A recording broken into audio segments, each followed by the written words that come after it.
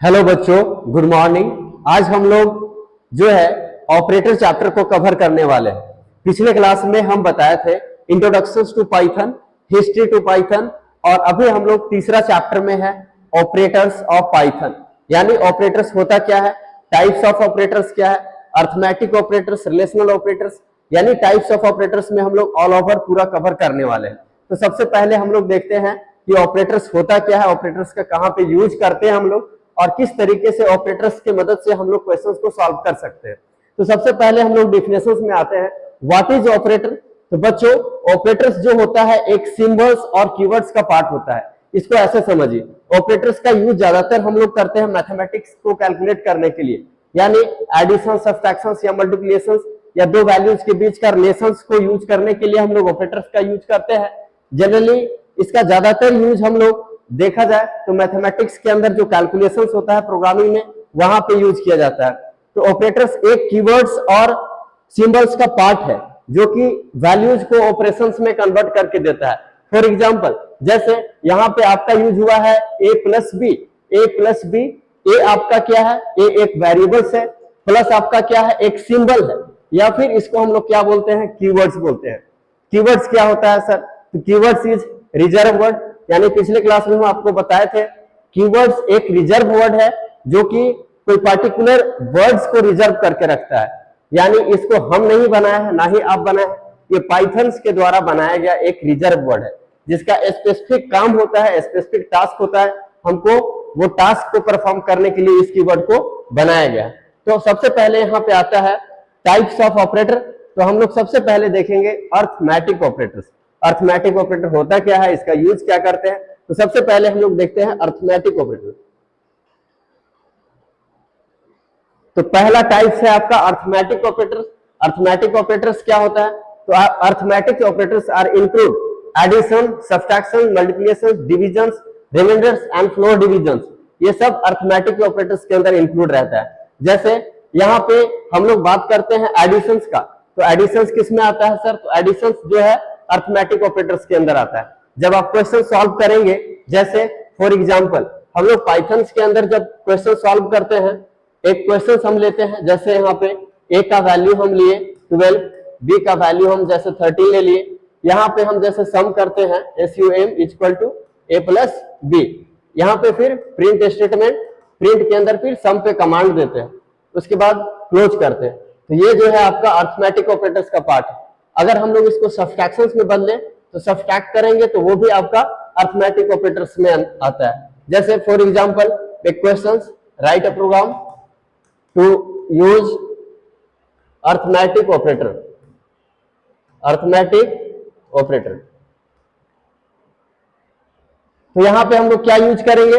सबसे पहले एडिशंस का यूज करेंगे। हम लोग वो वेरिएबल से स्टोर करना होगा। ए एक वेरिएबल्स है जहां पे हम कोई भी वैल्यूज को होल्ड कर सकते हैं।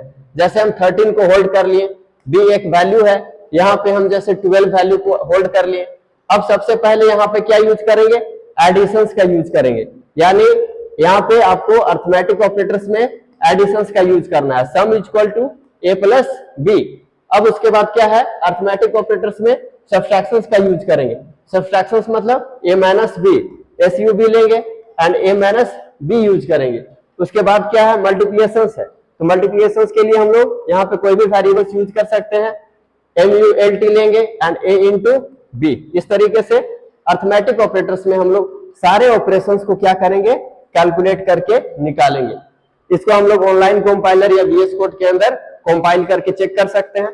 और ये अर्थमेटिक ऑपरेटर्स में एडिशन, सब्ट्रैक्शन, मल्टीप्लिकेशन और डिविजन इंक्लूड होता है, जहां पे ऐड करने का काम, सब्ट्रैक्ट करने का काम और मल्टीप्लाई करने का काम करता है। और इसमें ज्यादातर हम लोग मैथमेटिक्स से रिलेटेड कैलकुलेट करने का काम करते हैं। अब अगर हम लोग नेक्स्ट है, तो नेक्स्ट आपका आता है, नेक्स्ट इसमें हम लोग देखेंगे, नेक्स्ट आपका आता है रिलेशनल ऑपरेटर। दूसरा हम लोग देखेंगे रिलेशनल ऑपरेटर। इसको जो है कंपैरिजन ऑपरेटर बोला जाता है। रिलेशनल ऑपरेटर्स को हम लोग कंपैरिजन ऑपरेटर बोलते हैं। रिलेशनल ऑपरेटर्स होता क्या है सर? तो रिलेशनल ऑपरेटर दो वैल्यूज के बीच का कंपैरिजन को हम लोग रिलेशनल ऑपरेटर बोलते हैं या कंपैरिजनल ऑपरेटर बोलते हैं। यानी दो वैल्यूज के बीच का आपस में जो रिलेशन होता है उस चीज को आइडेंटिफाई करता है। जैसे for example a double equal to, या इसको हम लोग जो है प्रोग्रामिंग के अंदर इक्वल टू बोलते हैं। मैथ्स में हम लोग डबल इक्वल टू बोल सकते हैं, लेकिन प्रोग्रामिंग के अंदर इक्वल टू बोला जाता है। यहाँ पे जैसे लिखा हुआ है ए इक्वल टू बी, है ना, जैसे हम यहाँ पे ए इक्वल टू बी डालेंगे, ये दो वैल्यूज के बीच का क्या कर रहा है, रिलेशंस को चेक कर रहा है। दो वैल्यूज के बीच का रिलेशंस को चेक कर रहा है, इसको हम लोग क्या बोलेंगे, रिलेशनल ऑपरेटर बोलेंगे। इसको क्या बोलेंगे, रिलेशनल ऑपरेटर बोलेंगे। दूसरा आपका आता है रिलेशनल ऑपरेटर के अंदर इंक्लूड है ए नॉट इक्वल टू बी, यानी ए जो है बी के बराबर नहीं है। यानी इसका सीधा सा आंसर अगर हम लोग बात करें तो दो वैल्यूज के बीच का आपस में रिलेशंस को चेक करने का काम करता है, इसी को हम लोग रिलेशनल ऑपरेटर बोलते हैं। इसके अंदर सर क्या क्या इंक्लूड रहता है, तो इसके अंदर हम लोग जो देखते हैं इसमें इक्वल टू इंक्लूड है, नॉट इक्वल टू इंक्लूड है, greater than equal to include है, लेस देन इक्वल टू, और इसके अलावा ग्रेटर देन और लेस देन भी यहाँ पे इंक्लूड है। और ये आपस में सारे वैल्यूज का कंपैरिजंस को चेक करता है, रिलेशंस को चेक करता है। यहाँ पे आप देखेंगे जैसे ये चेक कर रहा है दो वैल्यूज के बीच का आपस में इक्वल है कि नहीं, ये चेक कर रहा है। अब जैसे यहाँ पे कंडीशंस ट्रू या फॉल्स, तो हम लोग चेक करेंगे आपस में ये दो वैल्यूज बराबर नहीं है ना, तो ये क्या हो जाएगा, कंडीशंस फॉल्स हो जाएगा। और अगर हम लोग बात करें बुल्स का, बुलियंस का, तो बुलियंस के अंदर आता है आपका फॉल्स का मतलब 0 और ट्रू का मतलब कंडीशंस 1 आता है ना। 1 का मतलब ट्रू और फॉल्स का मतलब कंडीशंस 0। तो 0 और 1 का यहाँ पे आपका आंसर ये कैलकुलेट करके देगा। तो ये डिपेंड करता है बुलियंस आप यूज किए हैं कि नहीं, उसके ऊपर डिपेंड करता है।